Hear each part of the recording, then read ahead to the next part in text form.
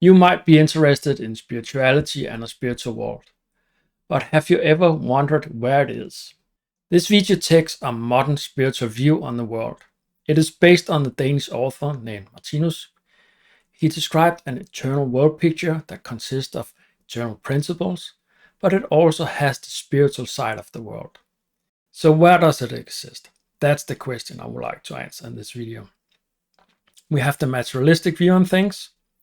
Some say consciousness is a product of the brain. That's only a physical world.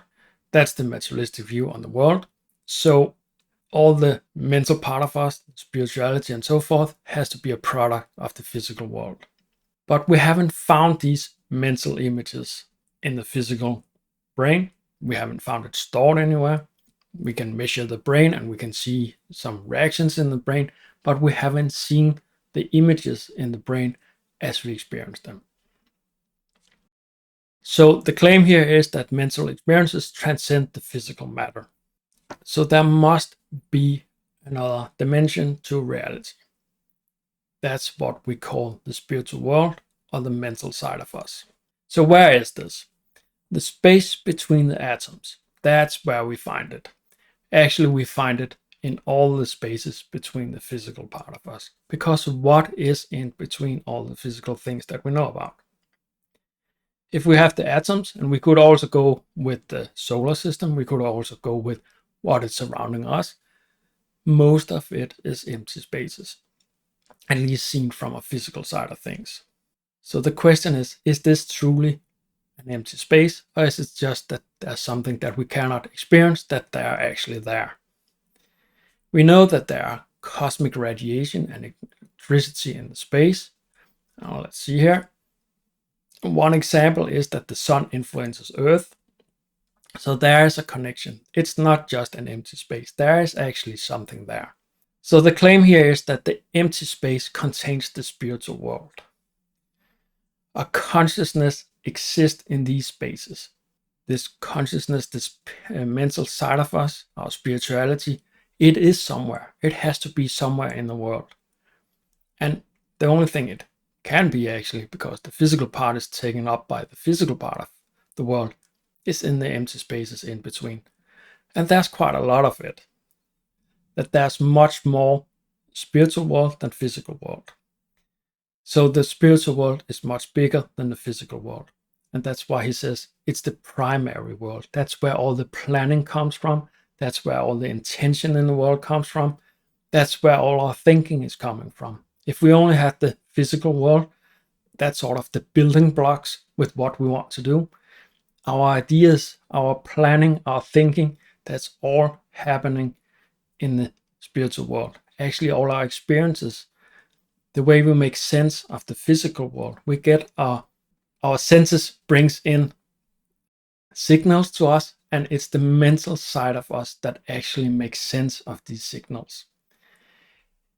The short version of the explanation is that when we see something, we actually have something in our memory that are similar, so we can recognize it and thereby create an image of what is going on around us. So we have both physical and spiritual bodies. So we know the physical bodies because we can experience it, but we also have spiritual or mental bodies, and they are taking up all these empty spaces in between the physical part of the world. So what is Martinus saying about this? Well, he says the bodies we possess, we have some of them. Let me see if I can find it here.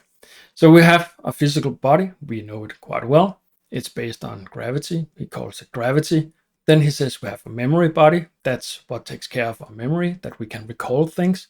So it actually stores things. That's a spiritual or mental thing, because we haven't found these images in our brain yet. Well, they're not there, according to Martinus. They are actually stored in a spiritual energy called memory energy that also makes up a memory body as we have a physical body. And that takes out some of the space between the physical part of the world. So it's essentially our inner world. It enables us to recall experiences, and physically it manifests in our nails, or in our skeleton, and in our hair. It's an inner experience, so it's not an experience you have on the physical plane. If I recall something from yesterday, you won't be able to see it on the physical plane. It's completely my experience. So that's why there's no reaction on the physical plane on these areas of our body. So we can actually cut our nails, we can cut our hair and so forth without any pain. Then we have an instinct body.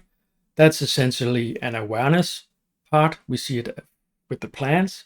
They have an awareness of where there's water, so they can actually have their roots going in that direction. They also have an awareness of sunshine and darkness and so forth, so they can react a little bit towards that. But it's not a clear consciousness. And what that takes care of is automation. There's a lot of automation going on in our body. I mean, our heart is beating all the time. We can breathe and so forth. And that's pretty much automatic. We can maybe adjust it a little bit, but a lot of stuff in our body is going on automatically. And we also see it on our mental side. We get really good at multiplying, for instance. 7 times 7s, I don't have to think about. That's 49 because I've done it so many times. It just pops up in my mind. So that's the instinct. That's the automation. And that gives some physical awareness, and we see it in the muscles. So there are some consciousness in our muscles. And then there are 3 more called intuition, feeling, and intelligence. Intelligence is our brain mainly. So that's our thinking, ability to think. So we can actually move around these experiences that we have in our memory body and make them into actual knowledge. And feeling is what gives us the experience. That's the ability to experience basically, and it's mostly our lung function. And then intuition, that's an ability. Martinus used the word intuition a little bit different than normally, and that's actually a function to get automatic facts. Long story short. And it's related to our sexuality. And I think I'll leave it at that in this video. Anyway, so we have 6 basic energies and what actually makes up the whole created universe, also the physical one. But the main one in the physical one is gravity. And I kind of forgot about that, I think. So gravity is basically this explosion energy. It's what mentally is anger and hate. And that makes up our stomach, digestion system. That's actually breaking down things. And you need that in the world as well. Understanding reality, our physical body is mostly empty spaces as well, because all the atoms are empty spaces. Our whole body is actually empty spaces. And that is actually where, in our body, is where our consciousness is located. So obviously, our consciousness is closest, or you can say our physical body is closest to our consciousness. So when we ask where is our mental side of us, where is our spiritual experiences, they are actually located in all the empty spaces that we have in our physical body. But we cannot fully yet perceive it. So a lot of us, well, it's a pretty common understanding that we are our physical body. This is this materialistic point of view of the world. I should also say that our spiritual abilities are still developing. So as we can see over time, we get more and more consciousness in a way. And this development will continue according to Martinus. And at some point we will get the ability to actually experience the rest of the world, the spiritual or mental side of the world. So to conclude, the spiritual world exists within the empty space of physical reality.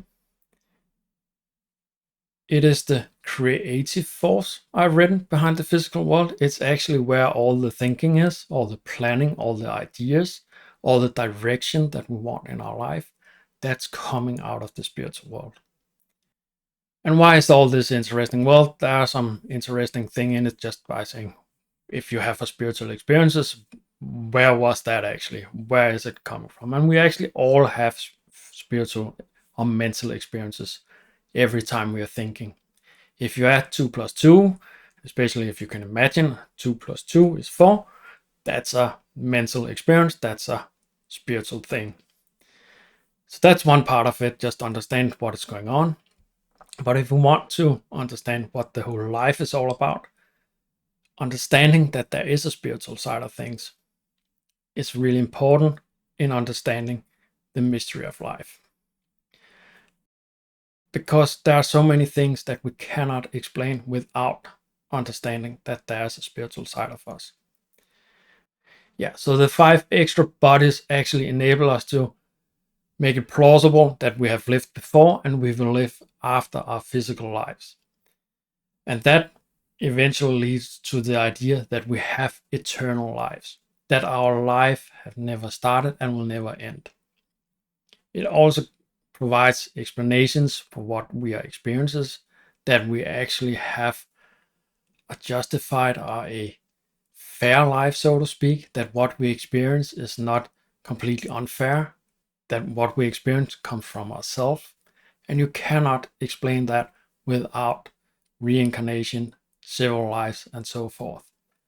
There will be some injustice if you only see life as a one life thing, where it starts where we're born, when we're born, and stops when we die. I mean, there are people who have really easy lives. They got all good parents, materialistic things, and so forth. And there are others who start out their lives by being sick, die early, and so forth. And where is the fairness in all that? So ultimately, what Martinus says is that everything is very good. Everything is what it's supposed to be. And that is for another video.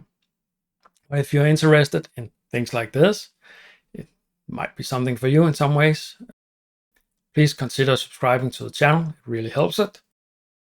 If you found this video valuable in any way, please give it a like.